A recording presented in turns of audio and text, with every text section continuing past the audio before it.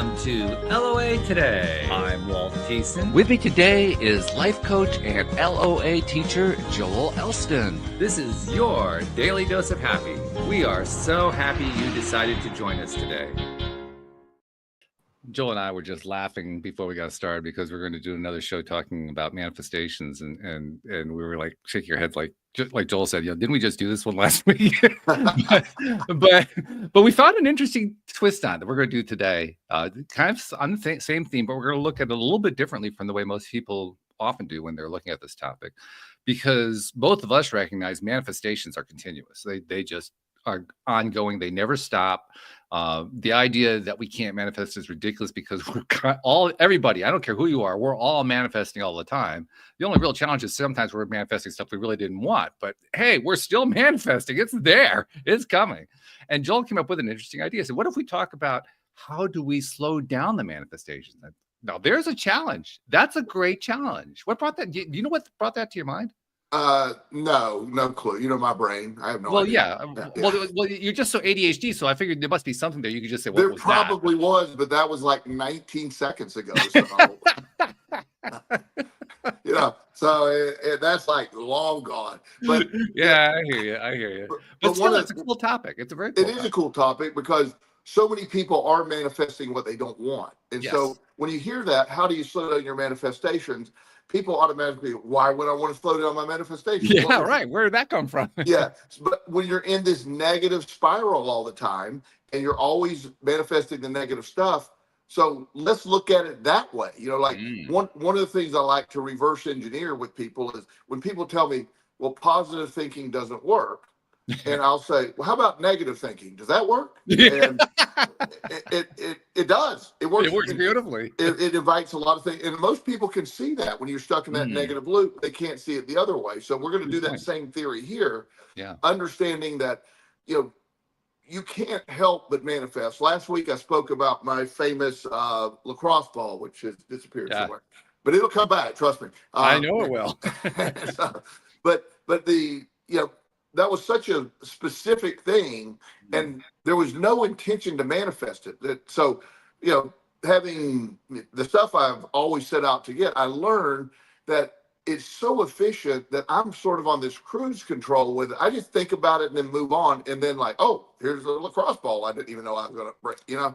It's life gets that way, but where it's dangerous is when that negative internal dialogue has been negative for so long that you are constantly negatively attracting the things that you're feeling and vibrating at. So how do we slow that down? So for some people, we have to start with slowing down the negative manifestations before they can begin the positive. Now, there's a simultaneous route to add positive while reducing the negative.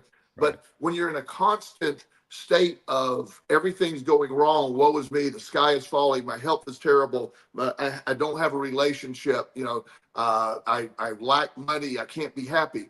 Those things are you literally are just programming the brain to manifest or to send out the energy waves of that. So the vibration of that goes out, and yes, it hits you right back in the face. And then that's when you say, well, the law of attraction doesn't work. Well, that's when the law of attraction is real evident that it works really well. Yes. Because you just spoke it into existence. And that's really important to understand. So the ideas that we, and there's people out there that probably are going to stop in maybe for a few seconds and go, okay, whatever. They're gone already. So we got rid of them. Already, yes.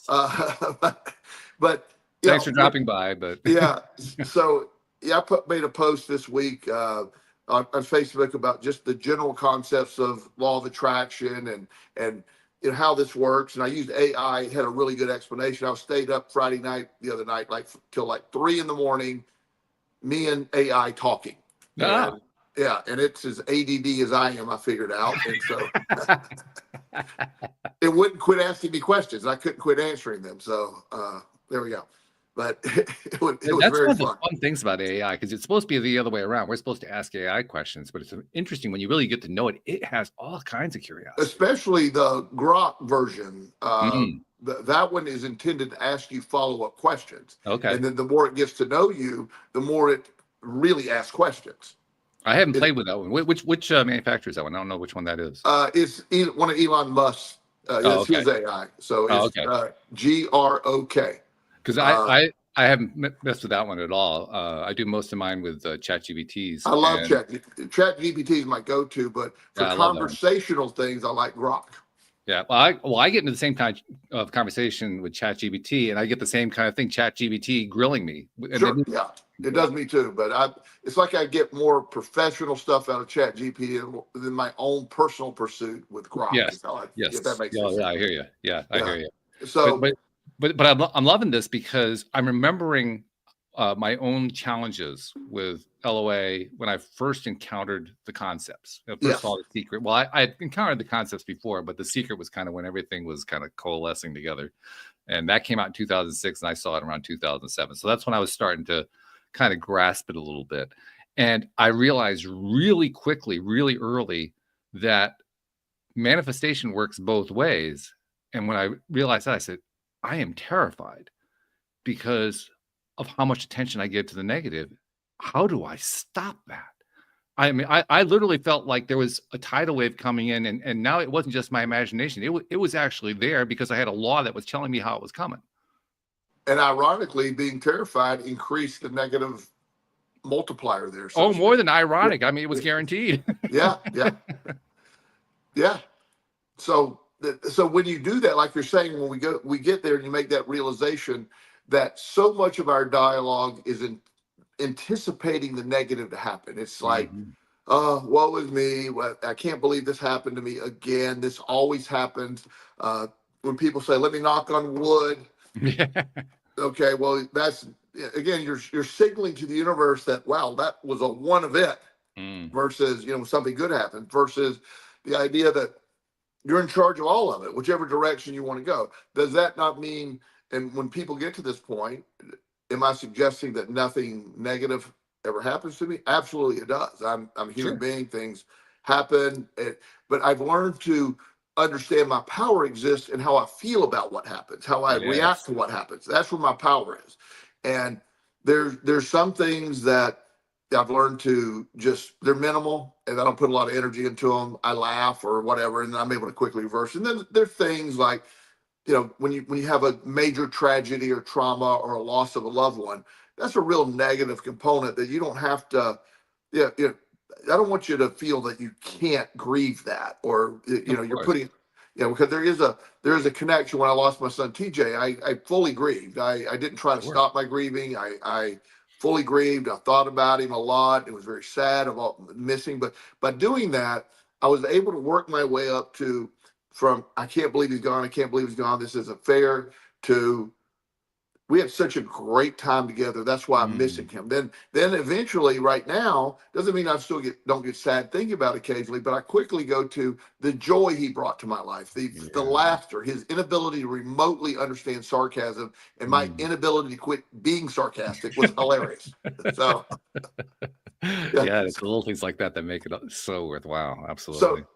So you can control it by shifting. So your energy, that's the ultimate goal. But sometimes you are going to be negative, but it's not the key is not to get stuck in it. That narrative that everything is falling apart all the time and my health is poor. See, when your health is poor, when your perspective of your health is poor, then you're going to respond as a person in poor health. You're not going to be active. You're going to sit around, which is going to exacerbate your perception of not being in poor health. The body isn't intended to function without movement. All that stuff gets stuck. So the narrative that you're in poor health, it makes it far worse. It does increase your poor health. Yeah, absolutely. I think you met a former co-host, David Strickle. He's a channeler. Did you ever meet him? I think you did one time. Probably, yes. I'm not 100% sure, but anyway, David is really, really good at maintaining high vibration. If he wants to, he can do it literally all the time.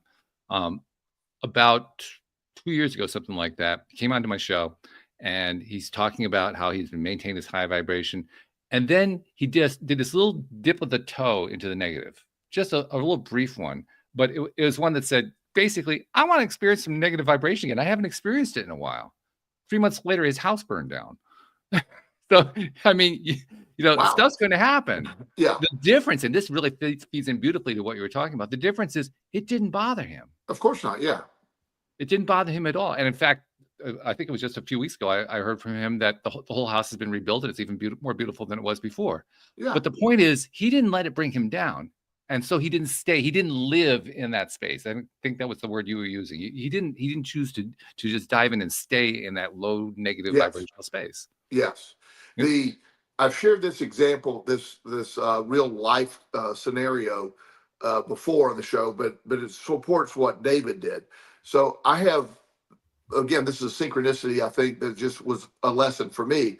I have two separate clients that are not related. They live in separate cities, and this is years apart. So they both had homes. They both were fully insured. Both of their homes burned down. One was in Florida, but struck by lightning. The other was an electrical problem with the other one, right?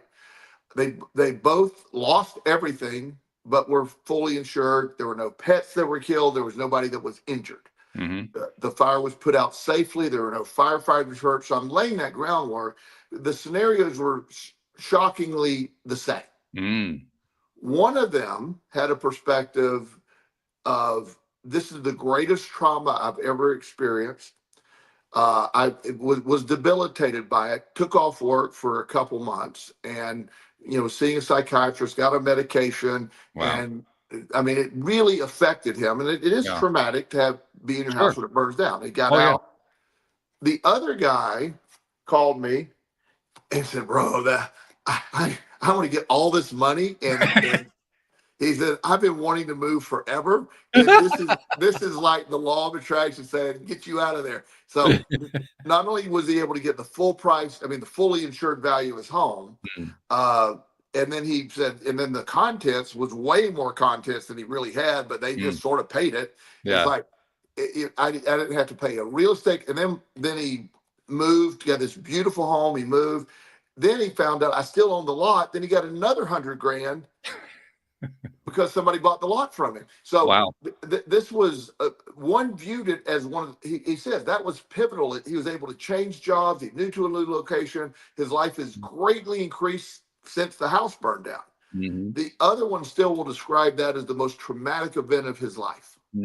Yes. And he's been stagnant on, and I haven't talked to him in a few years, but last I talked to him, he was just really deep on antidepressants and constantly in therapy about the trauma, waking up scared from that. Totally different responses to the same thing. Both are law of attraction examples in opposite directions. Absolutely. Yeah. You're reminding me of a conversation I had with somebody I met recently. We had dinner together. Absolutely delicious food, by the way. But while we're eating this absolutely delicious food, we're talking about positivity, positive mental attitude, how that plays out in real life. She was telling me how she had basically acquired a property that was very, very near the beach, but it was a dump. The whole thing was it was ready to fall over at any moment. And she completely rebuilt it and never saw it as something that had to stay a dump. She always saw it as something that was going to get better and better. And today she has this wonderful house worth so much money that she gets offers on it all the time. Right. Just because she's like within a minute from the beach. So she has like the perfect location. She has no intention of selling or anything like that. But mental outlook made all the difference, because if it hadn't been for her mental outlook, she never would have built it the way she did. Yeah. She never would have gone through what she went through, because she went through a lot of trauma to make the whole thing happen. It was her mental attitude that got her through it. And what we both touched on this a lot in the conversation. Look at the choice that was involved. Yes. Everybody, we kind of skip this when we look at people who are going through horrible traumas or going through challenging times or going through good times. Choice abounds. No matter what situation we're in, we all have a choice. In fact, you wrote quite famously, among people who know you, you wrote about your choice when you were sitting on a bench back in the 1990s. And it was a choice of literally life and death. Yes. And you had a choice to make, and you made your choice. I made my choice, and I sat there for a long time and decided, okay, if I'm going to do this. And once I made that choice to do it, then everything that came after that was, I had to learn the law of attraction was working strongly in my life, definitely in the wrong direction. And So I had a lot to reprogram there, but I didn't even know that term back then, law of attraction. This was, before this, right around The Secret, but I was not remotely in tune to reading a book about The Secret at that point. Right. I was trying not to die, Yes. and, yeah. So, but yes, you're right. That choice became, and if we were to take the long route of me telling you the entire everything that happened from that choice, it's unbelievable. It just doesn't make sense. It's like when you would tell it, when I tell it, if people didn't know it to be true and see me along the way, it doesn't seem believable. It doesn't, but it No. also illustrates the importance of choosing what it is you really desire rather than choosing to focus on what you don't desire. Yes, exactly. And one of the concepts that I have a really good friend was telling me the other day, his big thing has been relationships. He's just definitely been looking, and he's 58, and he's really under the concept that, well, I'm older, the apps don't work for me because it's, blah, blah, blah. And there's a bunch of negativity about his perspective in looking to date. And, we were talking, quite a bit about it. And over time, I was hearing him talk about his neighbor a lot, and said, well, I got to go take my neighbor to the store. Her car broke down. That's okay. And then I'm hearing like, yeah, we went out to dinner last night. And then, eventually I started saying, who is this neighbor? Yeah, right. And he's like, well, it's just, we're just friends. She lives by me. She's divorced. She had a couple of kids. And, and I said, okay, but we're just really good friends. I said, but it sounds like you're really good friends. And I said, is it possible you have manifested this and you just are refusing to see it? Well, she's younger than I am. She has kids. I said, but you love kids. Yeah, these are great kids. I like the kids. I'm like, where's the issue? Yeah, where's the issue? I said, is it possible? Because I like that. I always ask, is it possible? When really I'm telling you this is what's happening. But Fair question. Yeah. Yeah. Is it possible that your frustration in manifesting what you want, what you desire, is already there? And the law of attraction said, hey, I've already given you this. You just got to open your eyes. And so he very much, like, this will be so awkward because you never thought about it. And so finally they were doing something. She had some event or something. He was helping her with that. And he said, you want to grab some lunch? And he goes, yeah. She goes, yeah, we'll grab some. And they get lunch often. He goes, but no, would you like to grab some lunch? And she's like, yeah, I'll grab some lunch. He goes, well, he was trying to say, he's look, I'm saying this pretty awkward. Can I take you out to lunch? And she said, well, then finally she caught on and she goes, are you awkwardly trying to ask me out to lunch? And he goes, yeah. And she goes, that was so awkward, but the answer will be yes either way, but it was exceptionally awkward. Now they're not, and they're in the initial stage. I'm not sure that's going to go anywhere or not, but just opening up to the idea. One of the things I ask people to check is when you don't believe you're manifesting what you want, make sure you're seeing all that is there, what is already there, because there's a tendency to overlook what is there. Yeah. There's a tendency to go fish on the other side of the lake where more fish are. And then the other people on the other side of the lake come to your side of the lake to fish because there's more fish where you're at from their perspective. So that's right. There is a lot of that. So you not only ask what you want, vibrate on the level of what you want, but half the battle, it isn't the art of allowing. I'm trying to kill all. It's sort of the art of accepting what is given to you. Accept it. It's there. Yes. And not, overlooking it. You, in no way with this neighbor that you've been friends with for a few years, and they just were doing more and more stuff together, and it's never date stuff, but it was, hey, the kids are sick at school. I'm out of town, or their dad's out. You go get the kid. He just sort of fit in, Yeah, absolutely. I know exactly what you're talking about. And in fact, I can kind of identify with it in a sense because, as you know, I'm 2.5 years divorced and 2.25 years divorced now. And during that time, I've been paying more and more attention to, how can I find a partner? Because I really do want to have a partner. And I was kind of starting to get into that mindset like you were talking about, and there's nobody out there. I can't find anybody. The apps are no good, all that kind of thing. And I was certainly getting lots of feedback from other people that I met who've experienced very much the same thing. Yes. Then it occurred to me, I'm a dancer. You know that about me. I love going to dances. I love going to social dances. I'm actually one of the most popular leaders, one of the most popular male dancers because I'm a really good leader. And I can say that with no ego because I get plenty of feedback that tells me I'm a really, really good leader. You're definitely high level at what you do. I know that to be a fact. Yeah, it's true. And I know I'm good at it. Yeah. And as a result, I get lots of female attention. Yes. Now, do I think about that? Had I been thinking about that in terms of finding the mate? Not really. Huh. I hadn't been. But you know what? I get a lot of female attention. And in fact, very positive female attention. So I asked myself, well, then why am I not finding the right person? And I realized it's not them, it's me. I'm too damn picky. I have very specific things I'm looking for. I haven't found it yet. So, well, she's not out there. And the concept of getting the essence of what you want, we talked about that, I think, in the last week or two.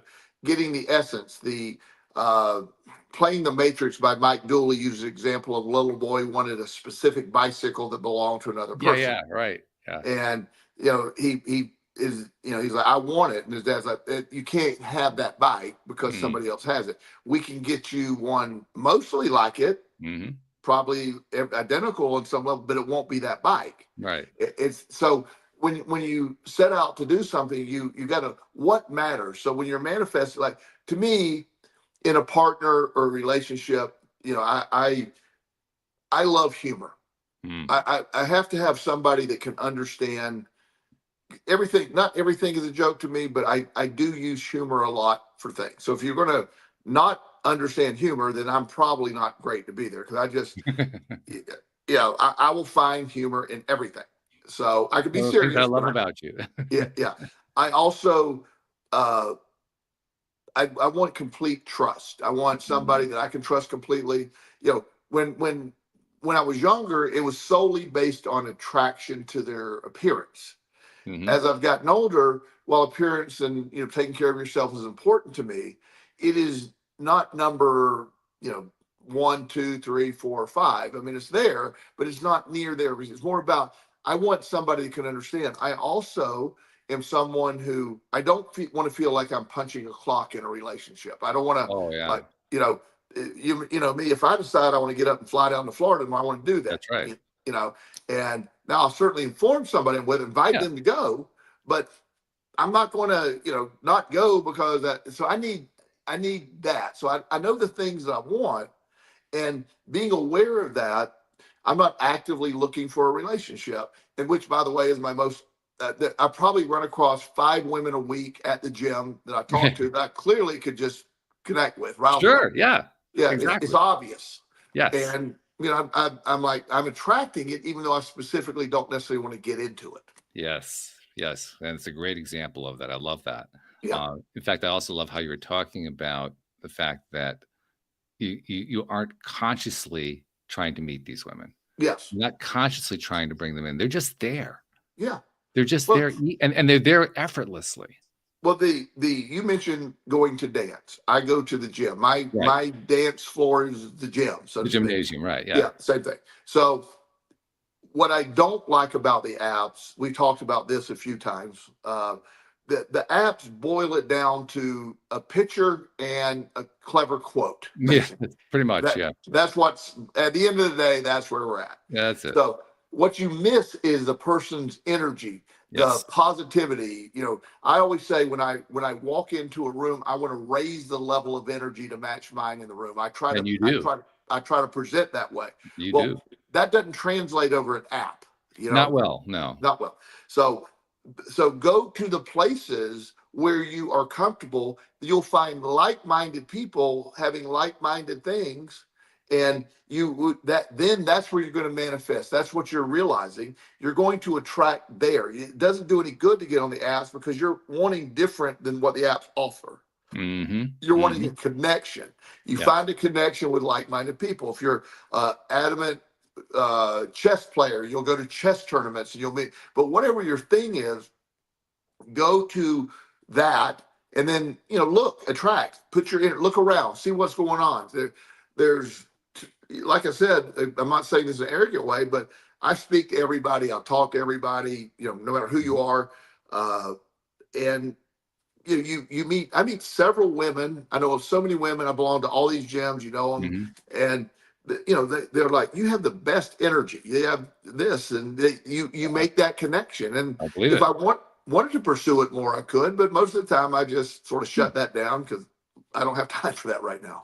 I hear you. Yeah. And I love what you said about how you're no longer interested in the looks. I'm very much the same way. In fact, for me, honestly, if I see someone who is, quote, gorgeous looking according to typical standards, I become immediately suspicious. Like, okay, what's really going on with this person? I like doubt it right out of the gate.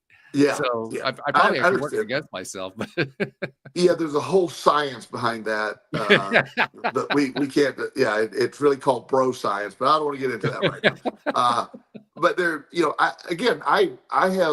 I have been around attractive people, and again, being in the gym my entire life, and people that take care of themselves. I've been around tons of attracted women for the years. You get, and there's, attraction is also based on perspective, but clearly some very attractive women. But when I understood that usually some of these like extremely attractive women, I very seldom vibe with their energy. I couldn't connect with their energy. Yes. And I've said some, again, I've met some very beautiful women that their energy is what I'm most attracted to. And even though they were pretty, they were the right energy. And then I could go for that. But when I was younger, everything was attraction based. I was a good looking, strong young man, and I dated really attractive women. It's always been there.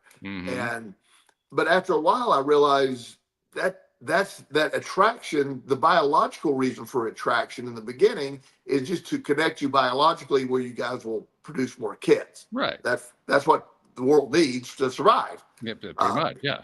But for a relationship to continue, the looks, everybody's looks are going to fade to some degree. And what is like I told a couple I was working with yesterday, I met on Sunday, and they were like, when they got together, they got married.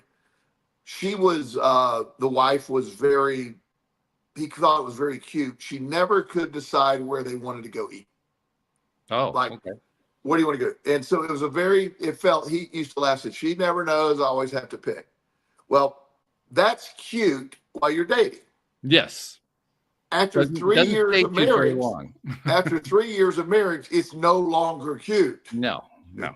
It's like, can you decide where we're going to eat? It's like, just pick something, please. Yeah, something, anything. I don't care at this point, but this is exacerbating to me. And then his other thing was, if you want it, please order it and not eat it off my plate, which you now, again, those were very cute things when they're dating. But as time goes on, they become, so that's sort of the point. Your attraction eventually, if it's done properly, you're attracted to somebody often by looks. Then it merges into a deep connection, an emotional connection, where you get to know the person.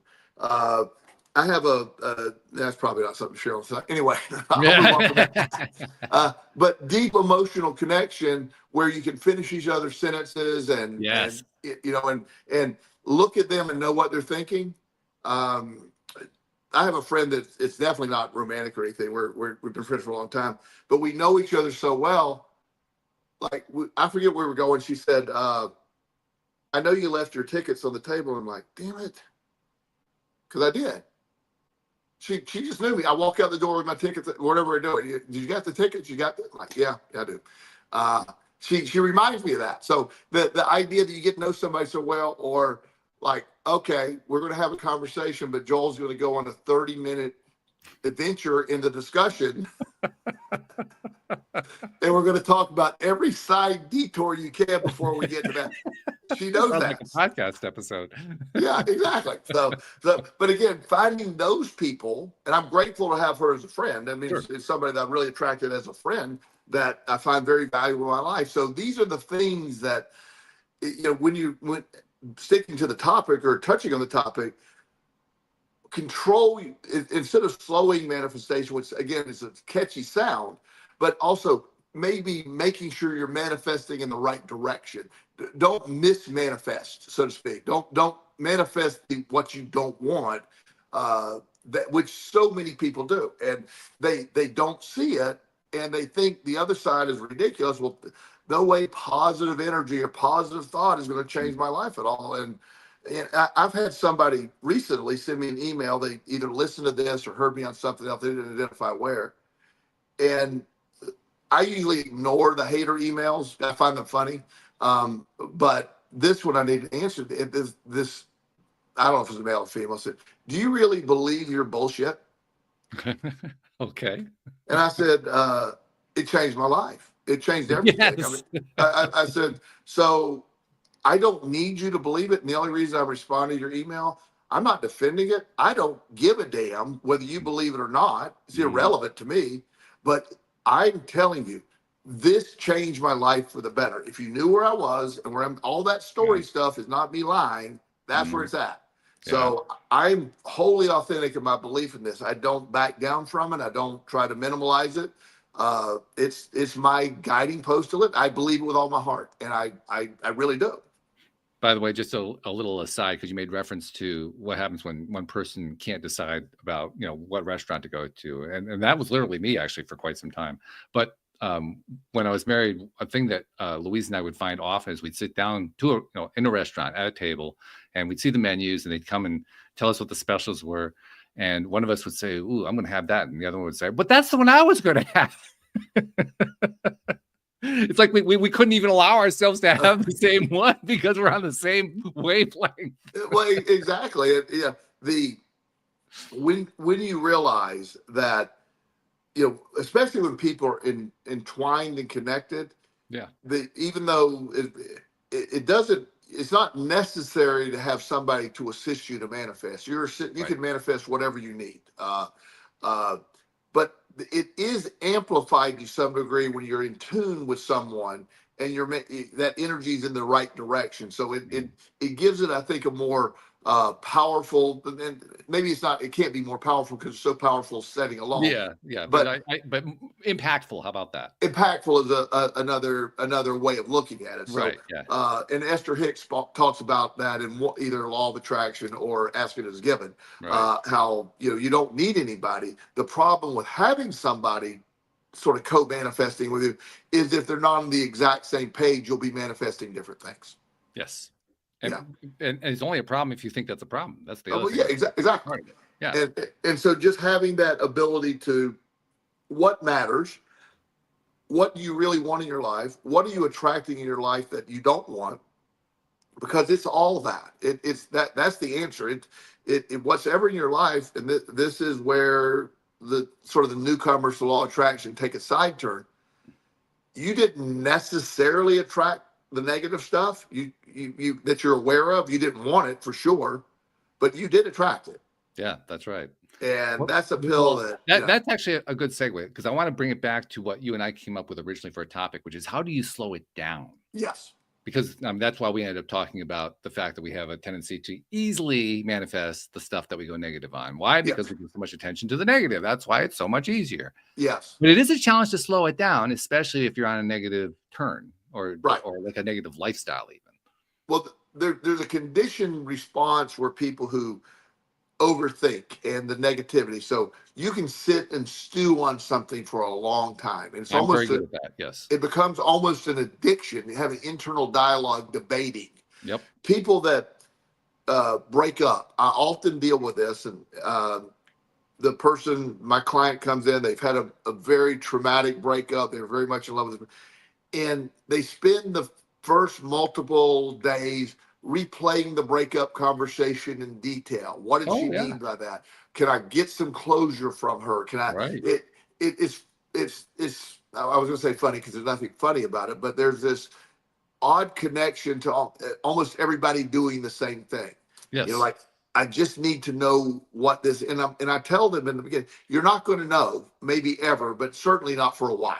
Mm-hmm. You're just going to, you're going to have to accept this is where it's at. And you're not going to get the closure explanation that you want right now.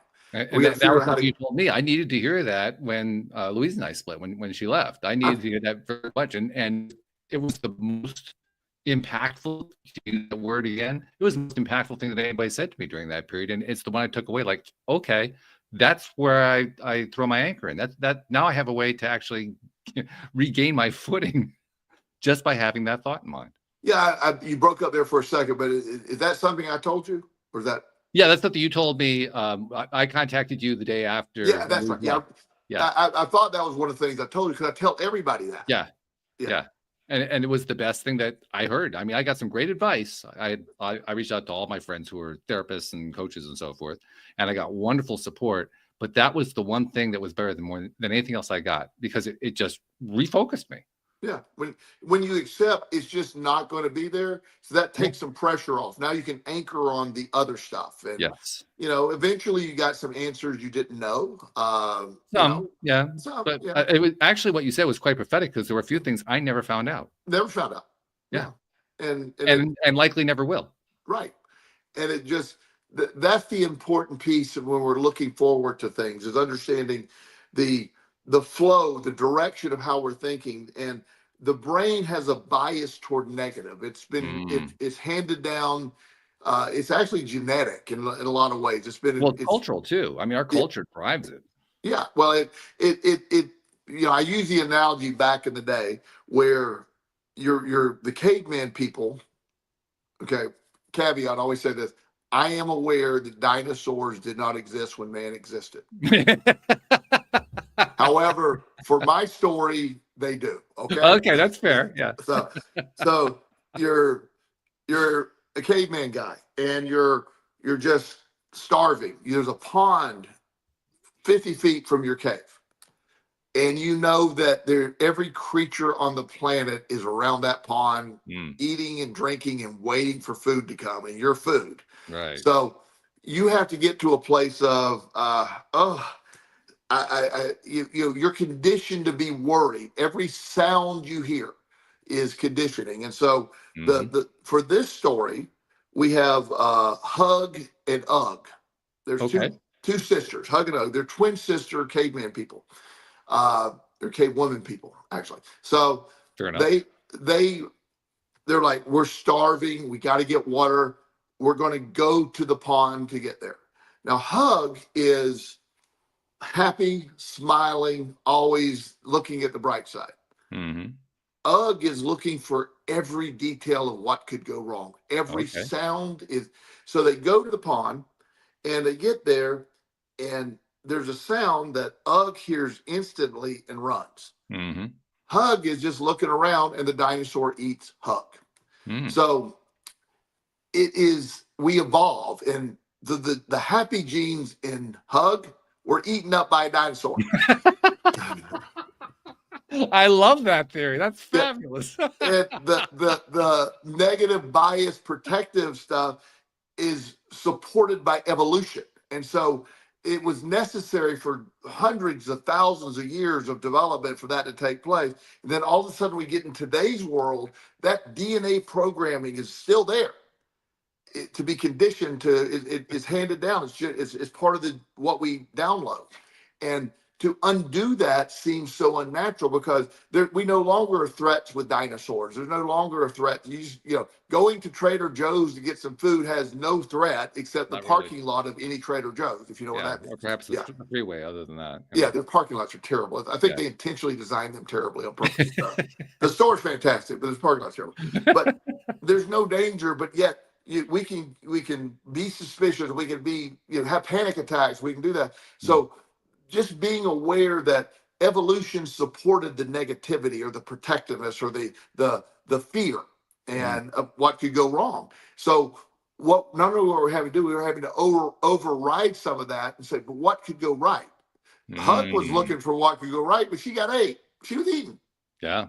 So that was sort of a really brief, ridiculous example, but that's sort of how we got here. There's some truth to that too. I mean, obviously, like you said, there were no dinosaurs and cavemen at the same times, but that saying that ruins the story. So we'll just pretend that they were there. Yeah, yeah. Just go with me. That my brain, Yeah. brain, it all takes place that way. So It doesn't really matter because the point is the story itself is instructive. It yes, tells us a lot about where our fears come from. And it also points out something very important. Just because you're in a positive frame of mind doesn't mean you will never manifest something negative. And just because you're in a negative frame of mind doesn't mean you will never manifest anything positive. great point. What's that? That's a great point. And even a step further, sometimes the initial belief you manifested something negative turns out to be the biggest positive you ever had in your life. This is true. So it's just understanding the process. It's almost like stay tuned. There's another chapter here. And there's I can actually give a reason why this plays off. That I'll tell you. This is how I understand. This is the one that makes sense to me. Why is it that we can be in a negative frame of mind and have something positive? Why is it we can be in a positive frame of mind and have something negative? And that's because it's not linear. It doesn't happen in order. Thought, event, thought, event, thought, event. It's thought, event, thought. It's a mixture. So when you say, well, I was in a positive frame of mind and I got a negative, my question is, okay, when were you in the negative frame of mind? Yes. Yeah. Because there's where it actually came from. It just wasn't linear. It wasn't all lined up perfectly because it never lined up perfectly. Well, and as you know, I've used the example when the company that I was working for when I first met you, we first interviewed you, was an addiction treatment center. Right. That I moved up from South Carolina to work at. And that was the second one too, which was really cool. Yeah. And this is literally the perfect treatment center for. I came up here to retire at that treatment center. Wow. That was my point. 5 years into it, the owner was really obnoxious, but I could manage him, and I didn't really care. I had an incredible team. I loved my job. We were doing great work. I was not saying this arrogantly, but I may be the first person to ever bring the law of attraction into an addiction treatment center. I will actually defend you on that one, because I remember when I started the podcast trying to find somebody who was into therapy and into law of attraction. You were the only one I could find. Yeah. And I looked extensively. Yes. So yes, not just in your area. I mean, like everywhere. Yes. So that, and now a lot of people do it, by the way, but that was something that we had. So this job, it was pretty much on cruise control. I was going to retire. Like I said, I was making good money. Other than the owner being a little odd and confrontive all the time, I could handle him. And so one Saturday I got a call from him, and there was a minor little thing, and he was screaming at me, and I was not in the mood to be screamed at that morning, and or any morning. And basically it got to a point. He tells the story where he fired me. I tell the story where we quit. We probably said it at the same time. Probably. Didn't matter. And there was a moment like, oh my God, I just lost this really high paying job, this security. Sure. And it was like, oh my gosh, how did that happen? I obviously let my anger get up. I was dissecting, and then I immediately got to, I knew, because I was pretty much in the law of attraction at that point. And I read, wait a minute. This is going to work out. This is going to work out beyond my belief. I mean, and ironically, if you know my whole story, I won't get into that right now, but where I figure out things is my bench down in Florida. That's what my book's about, where I go sit on this bench. I mean, this happened on Saturday. On Tuesday, I had a flight scheduled to go to Florida anyway. Right. So I just said, I'll just wait till I get down to the bench. And when I got down to the bench, I got a call from a friend of mine who found out what happened. He said, look, you got an office in my office suite. Come work with me. I'll send you all the patients you can handle.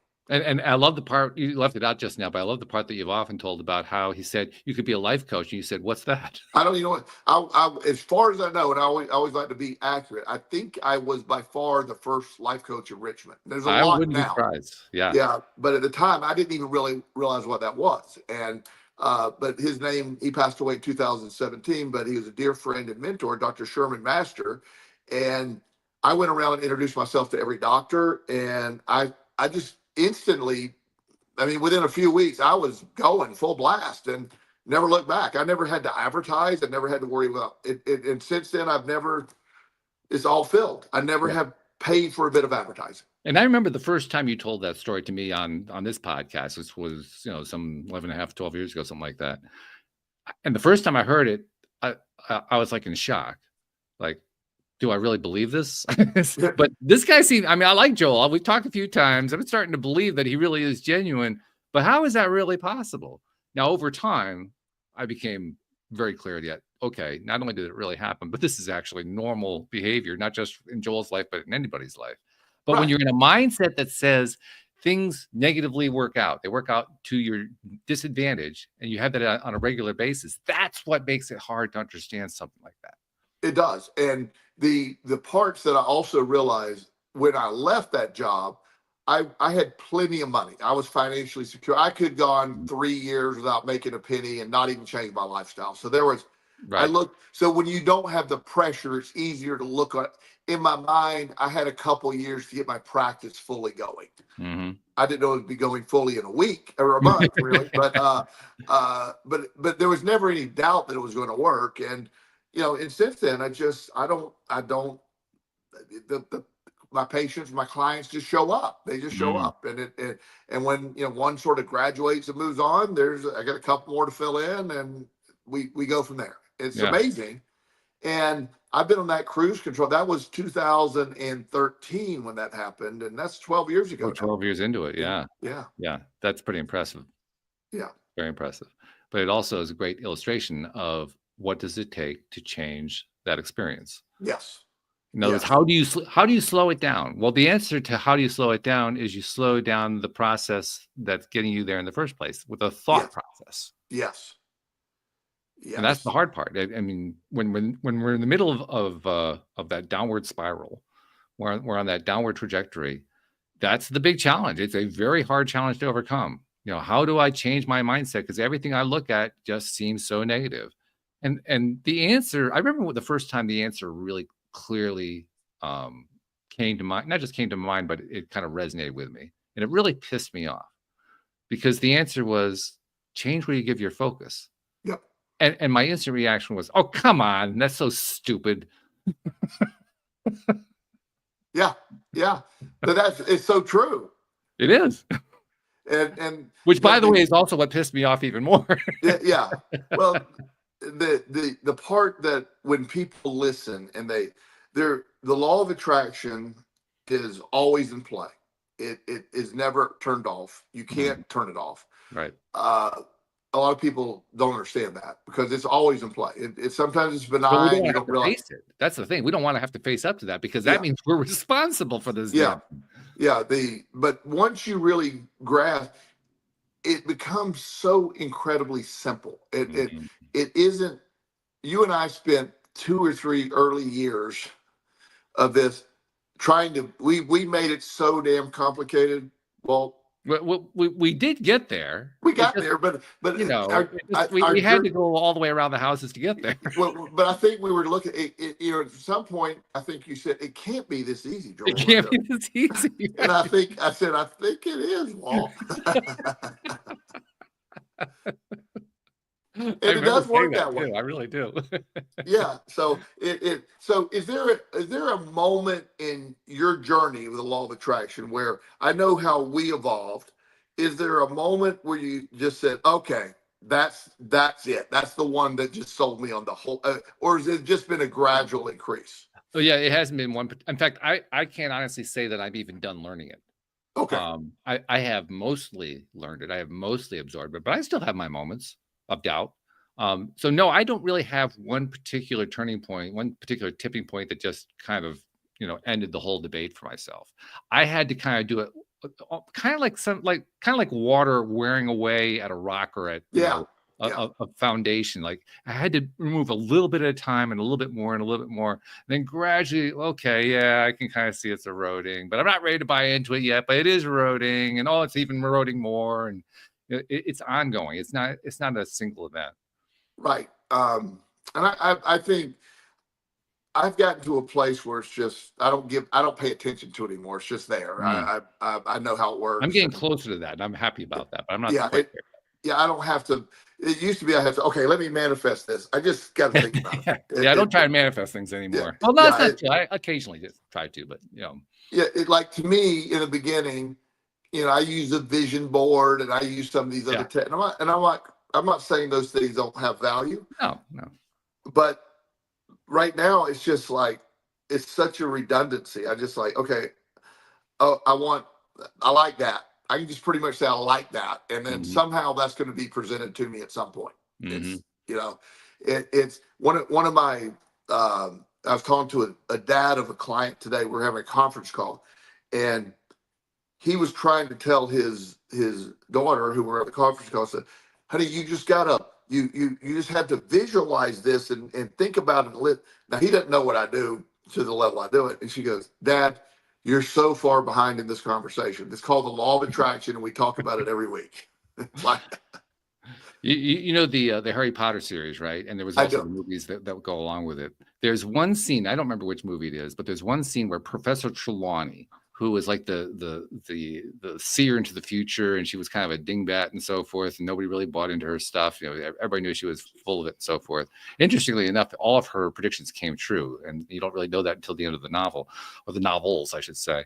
But there's one scene that they played out in one of the movies, and I don't even remember which movie it is, but I love the scene. She's got a deck of tarot cards, and she's laying out the cards on the table. She's saying, well, this is this, and this is this. She's basically laying out the entire storyline of Harry and Voldemort coming to a point eventually where they have to go to war, and one's going to kill the other one.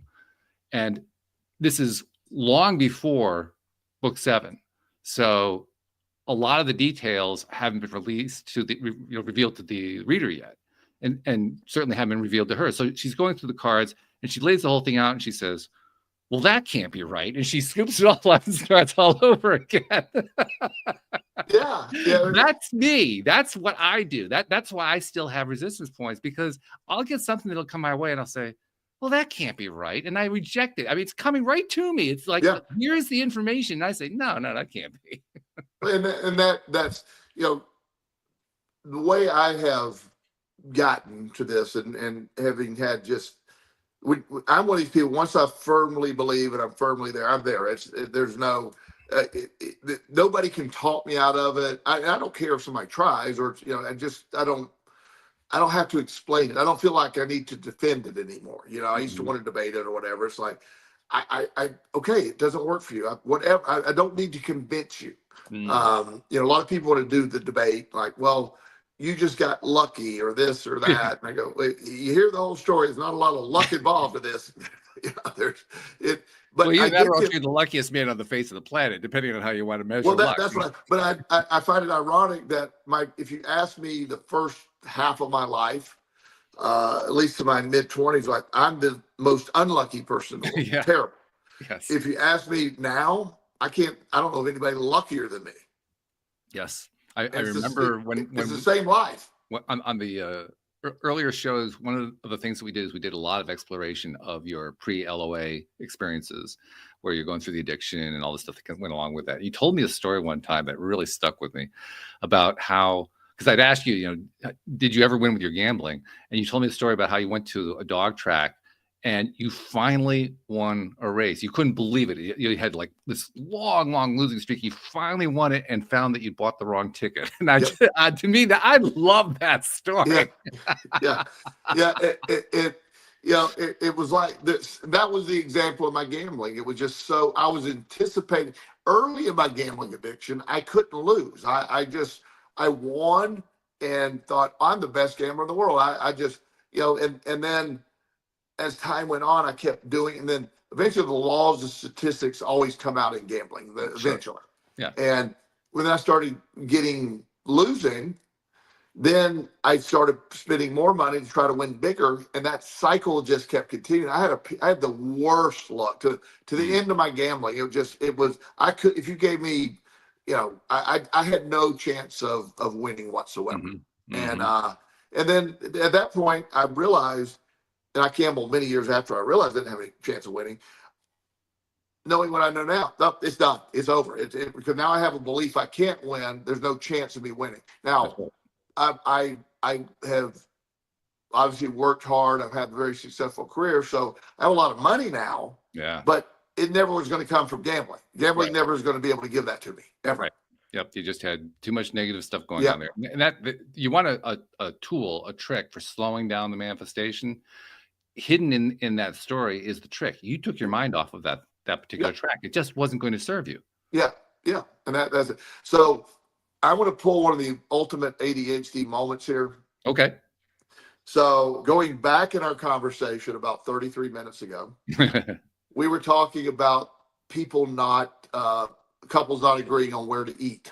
Right. Mm-hmm. So when you were saying that, I had an idea that just got lost, but I'm going to throw it to you right now. Okay. You should create an app where you put the people can log in their 10, 15 favorite restaurants and have an algorithm where you won't repeat it. And couples will download it and they're able to load it in, spin the wheel, and it tells them where to eat. That's an interesting idea. That's actually a very easy app to build too. I mean, just a simple random function. I know. I hear so many people talk about that. You know, it's like, where do you want to go? I don't know. Where do you want to go? I don't know. I don't want to go there though. But have 10 places you both can agree on any given time. Have it where it can't double up and spin away. I'll tell you a story. It's a little bit of a sad story, and we try to avoid doing that toward the end of an episode, but it's also instructive. So that's why I want to tell you about it. It's a story that got told by a researcher at one of the California university schools. I don't remember which one, but he was investigating people who have experienced brain damage, particularly brain damage to the emotional centers of the brain. And he had a very interesting experience with a patient that, I mean, on the one hand, if he kept doing it over and over again, we'd consider it to be abusive. But it was just something that happened this one time. I guess it happened a few times, and he realized what was going on, so he stopped doing it. But he would ask the patient, "Would you like to go out to lunch?" And the patient would, "Yeah, sure, I'd like to go out to lunch." "Well, where would you like to go?" The patient would say, "Well, there's such and such over there. That's, they've got great food, but you're going to wait forever to get in there. Now, there's another one that's just down the road here that is very easy to get into, but the food isn't so good. On the other hand, there's one over across town that's got great reviews, but that one's always kind of hard to get into too. So it's probably not the best." And he would just keep going through the list like that. And the doctor would ask him, "Yeah, but which one do you want to go to?" He says, "Well, I don't know. I mean, here are what the options were." And what the doctor learned is that because the emotional center of his brain had been damaged, he couldn't tap into what he liked. Yeah. He couldn't tap into what very common. Yeah. And it's kind of tragic in a sense, but it's also very instructive. It is. Because what it really is saying is anytime that we're having trouble making a decision about what we want or don't want in our lives, it's because we have blocked off that emotional center in some way. So the trick to changing the way things work is to unblock the emotional center. Absolutely. Yeah. Completely. And that's part of the resistance to a lot of the law of attraction, that blocked emotional center. That's right. It really functions in that way. But as we're saying, the law of attraction is incredibly complicated until it's incredibly simple. It comes across as something that we're going to study, we're going to research it. And one of the, our Dr. Joe Vitale, who I paid for a certification in the law of attraction early in this process. It was a good deal because originally $99, but he sold it to me for $4.99. Right. Yeah. Which he's famous for. And while the information was accurate, it was just remedial. Right. Yeah. And it's like, okay, so I paid for a certification course that is basically the secret. At best. At best. And I'm a big fan of secret. If that came out negative, I think the secret is the ultimate entry level to this concept. It is, absolutely, yeah. It's perfectly done. But then I realized there's people buying this course, and the reason it's $4.99 is it's nothing to it. I'm not. I mean, the guy makes a lot of money doing these kind of things. I'm not opposed to that. But it was just this idea that somehow I needed to take an advanced course in the law of attraction, when in reality it just is what it is. There's no advanced courses at this. I think that is the hardest challenge is realizing that it's a lot easier than we're treating it. Yeah. It's about the simplest thing that there is. But the what makes it seem hard is exactly what we've been talking about the entire show. Yes.